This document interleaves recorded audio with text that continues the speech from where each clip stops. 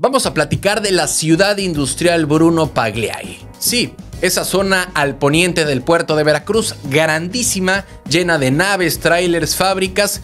Pues ahí, justo ahí, acaban de encontrar un cochinero. Y le dije que quiero que se meta a hacerle una auditoría a la administración que está ahí, porque es un fideicomiso que tiene muchos empleados. Un fideicomiso con muchos empleados. Y no estamos hablando de contaminación ni de tráfico, sino de nóminas infladas, o sea, empleados fantasmas, de esos que cobran sin aparecer ni para el café. Resulta que la gobernadora Rocío Nale pidió un reporte al órgano interno de control sobre cómo se estaba administrando el fideicomiso que opera esa zona industrial. Los números tenemos que revisarlos. No, el fideicomiso está, pero lo que me está diciendo es que se revise los gastos del fideicomiso. Uno de esos se me hizo una nómina muy exagerada. Y yo le pedí al contralor que entre a hacer una auditoría de fondos, sobre todo en el número personal. Tiene mucha gente, un fideicomiso con mucha gente. Y sorpresa, sueldos inflados, gente que no trabaja ahí y gastos que nadie sabe a dónde se fueron. Así como lo escuchan. Y no es que lo dijeran los empresarios o los trabajadores, fue la propia gobernadora de Veracruz la que salió a decir que ya le entregaron el reporte y ya ordenó la auditoría. Ahora, uno se pregunta, ¿en serio nadie se había dado cuenta? ¿Nadie sospechó de una nómina que parecía lista de espera del IMSS? Porque seamos honestos, para que haya muchos empleados cobrando sin aparecer, eso no se arma de un día para el otro. Eso lleva tiempo, complicidades y silencio. Y aquí entra algo interesante. La bronca la venían oliendo desde hace rato. Eduardo Vega Yunes, subsecretario de Industria, junto con Tania Arellano, presidenta del Consejo de la Ciudad Industrial, le llevaron un oficio a la gobernadora para decirle, oiga, esto no me cuadra.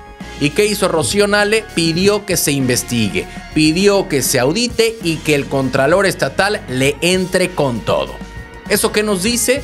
Pues depende de cómo lo veamos. Para algunos, esto es una muestra de que la Cuarta Transformación sí va contra la corrupción, incluso cuando viene de fideicomisos más empresariales que públicos. Para otros, esto podría sonar a que algo ya olía mal desde hace tiempo, pero nadie lo quiso tocar hasta ahora. Y aquí va un detalle clave.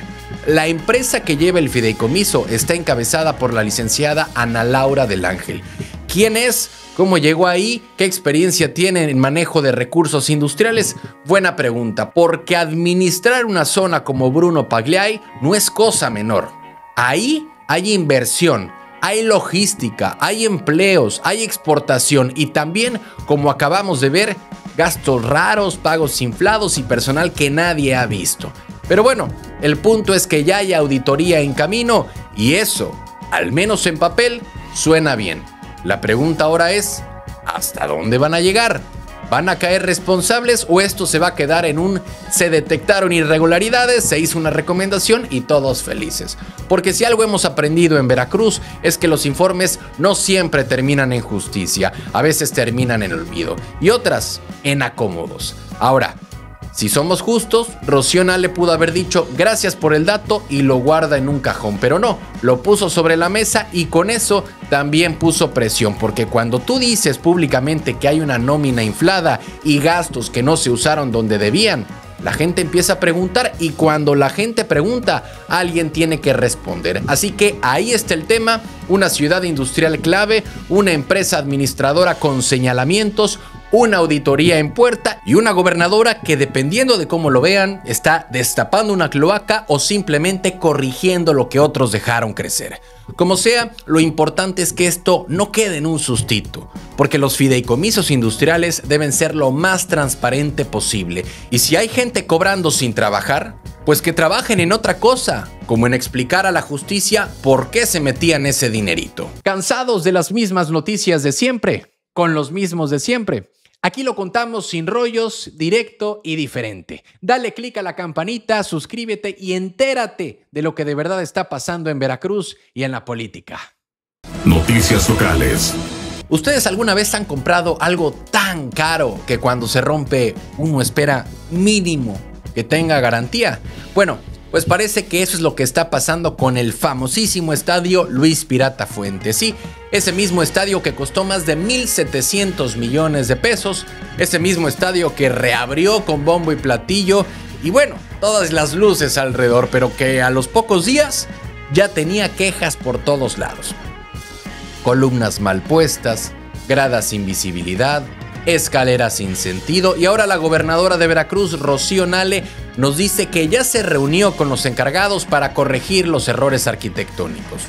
Dijo que son arreglos sencillitos, como si fueran detalles de plomería en una casa de Infonavit, pero estamos hablando de un estadio nuevecito, un estadio remodelado o más bien reconstruido con dinero público y que ya necesita ajustes en los palcos porque algunos aficionados pues simplemente no podían ver la cancha completa. Imagínense ustedes, pagar por un palco en un estadio, pagar por un boleto y terminar viendo el partido como si fuera detrás de una columna del metro. Ahora, lo interesante es que según la gobernadora, el estadio tiene garantía. Y eso es bueno, ¿no? Uno pensaría que si algo no sirve, mínimo te lo cambian o te lo arreglan, pero lo raro aquí es que no estamos hablando de una licuadora, sino de un estadio entero. Y sí, se agradece que salga a decirlo, que se muestre abierta al tema, que diga que ya se sentó con el secretario de Infraestructura y que incluso ya le enseñaron cómo lo van a arreglar. Pero perdón, ¿no se supone que eso debió haberse visto antes de cortar el listón? Antes de meter a la gente, prender las luces y presumirlo como la casa del pueblo. Además, hay algo que muchos siguen preguntando. ¿Para quién es ese estadio? Porque sigue sin haber equipo profesional y mientras tanto el comodato sigue vigente a nombre de José Carlos Vives Gómez, representante del Club Fútbol Veracruzano SADCB, una empresa sin equipo pero con estadio. Y aquí Rocío Nale también dijo algo muy importante. Dijo que esta semana va a tener una cita con los del comodato, que quiere ver qué sigue, qué van a hacer, porque la Liga MX no autorizó a nadie. Entonces, ¿qué va a pasar con ese estadio? Lo vamos a tener listo, bonito, remendado, pero vacío. Lo cierto es que este tema se le salió de las manos rápido. Primero fue la emoción de tener estadio nuevo, luego las fotos virales de los errores, después las explicaciones de que son arreglos menores y ahora la promesa de que se van a corregir con la garantía. Y ojo, hay que decirlo, la gobernadora no escondió la bronca, salió a decir sí hay errores, sí se van a corregir y sí, ya le mostraron cómo. Pero ¿qué onda con la administración pasada que tanto anunció con bombo y platillo más de 1,600, más de 1,700 millones de pesos invertidos en un estadio sin equipo y hecho con las patas? También uno se pregunta, ¿quién supervisó la obra? ¿Quién dio el visto bueno? ¿Quién firmó que estaba todo bien si había columnas tapando la cancha? Porque si esos detalles los detectó la gente en la primera jornada, es porque no era tan difícil de ver. Entonces, ¿esto es culpa de la constructora, del diseño original o de la prisa política para mostrar resultados antes de tiempo? Lo sabremos, quizás cuando presenten ese enlistado de obras que dicen que van a anunciar en conferencia de prensa la próxima semana. Ahí estarán los arreglitos del estadio, pero también las otras obras que esperemos no traigan garantía incluida desde el arranque. Así que sí, el Pirata Fuente tendrá cirugía estética. Pequeñas, dicen, sencillitas, repiten, con garantía, prometen, pero más allá de eso, el fondo sigue siendo el mismo. ¿Cuántos errores más hay que remendar con el dinero público? ¿Y cuántas obras más vamos a seguir inaugurando sin equipo, sin uso y con vistas obstruidas? Mientras tanto, el estadio sigue ahí, reluciente, millonario y esperando a que alguien meta gol fuera del escritorio.